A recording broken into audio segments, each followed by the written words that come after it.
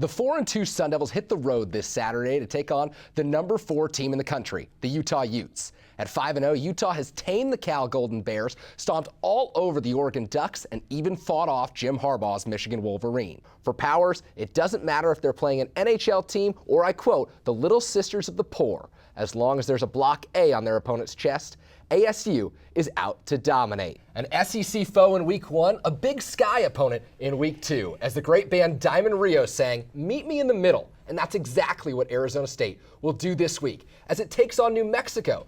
It was the Sun Devils who got on the board first, give the ball to sophomore DeMario Richard. He bulldozes his way 8 yards into the end zone, 7-0 ASU. Then, quarterback Mike Bercovici drops back some misdirection. He finds Devin Lucien.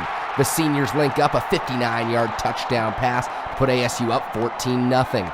Arizona clawing back, though. Defensive back Cam Denson picks off the screen pass, goes 23 yards to the house to put the Wildcats back in it. But just as they're clawing back, Arizona State puts it away. Senior Lloyd Carrington with the interception. He does his best Deion Sanders impression on the sidelines.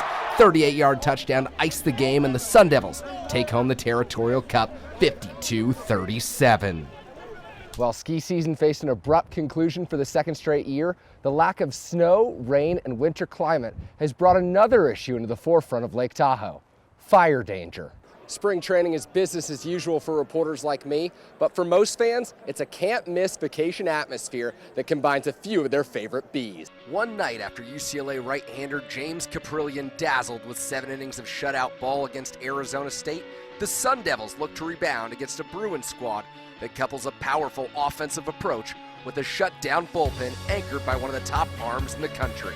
Can the Sun Devils tame the Bruins? The lights are on, and it's time to find out. It looked like you were able to go the other way with success tonight, and that seemed to be very effective. Was that an approach specific for the type of pitchers you were facing, or is that something you're looking to do all season? Amber, thanks so much for joining us here on the Pac-12 digital stream. Once again, the Sun Devils take it in Tempe. They pick up one over Creighton, and then they pick up one over Western Michigan. Thanks so much for joining us here on the Pac-12 digital stream, and tune in tomorrow night when the Sun Devils are back in action for another doubleheader. Second quarter, Washington up 10-0, and when you're Daryl Daniels that big and that open, that's called a problem. 17-0 Huskies. But Arizona State would fight all the way back. Mike Bercovici finds wide receiver Devin Lucien, 32-yard slant route to the house. We've got a tie ball game at 17.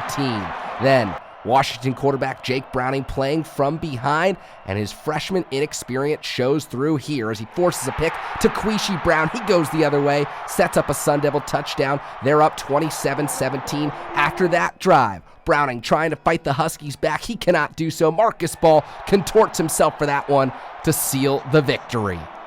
All in all, a wonderful day at Fenway Park. We'll be back in action tomorrow night at Doran Park, episode 18 of Tomahawk Talk, as the Braves host the Harwich Mariners. That's a wrap from the Cape League Workout Day. The Bourne Braves have better scoring opportunities tonight than the Gatemen, despite having fewer hits in this ball game. Chris, the Braves left 15 runners on base, 14 of which came after the 6th inning. And really, we can chalk this tie up to the great play made in left field by Jay Jabs. Still undefeated. Is this the new normal for this program? We won't know until after this year. Macy Gardner, the most prolific player in program history, is a senior, so if ASU can sustain this in the future, yes, this will be the new barometer, but time will tell. Making the move from Indiana to Arizona State made sense for Tracy Smith for a number of reasons. Among many, the weather. In Bloomington, his players had to shovel snow on opening day a season ago, and here at Phoenix Muni, well, no such trouble. Undefeated Desert Ridge traveling out to Phoenix College to take on the 2-3 Brophy Broncos. Middle of the fourth quarter is where we pick things up. 3rd and 13 for the Broncos. Quarterback Cade Knox rolls right, throws deep. Wide receiver Isaiah Oliver hauls it in. 79-yard scoring play.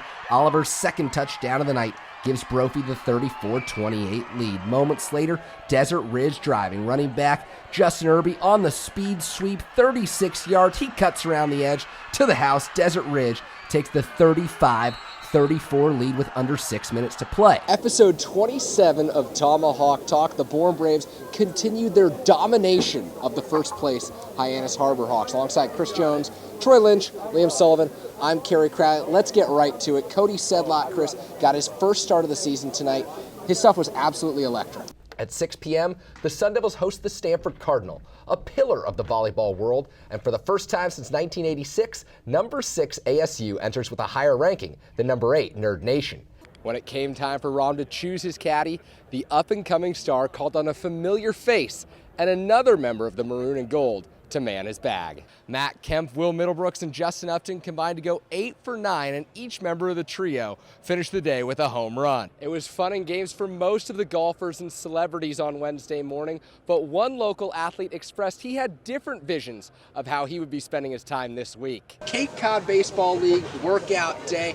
All 10 teams take the day off from regular season action, and guys, they hit Fenway Park to play in front of dozens of scouts, a great opportunity. Chris, just a beautiful day and one of the best Cape League traditions. The finest, the greatest, the best, in that order. Top plays, let them roll.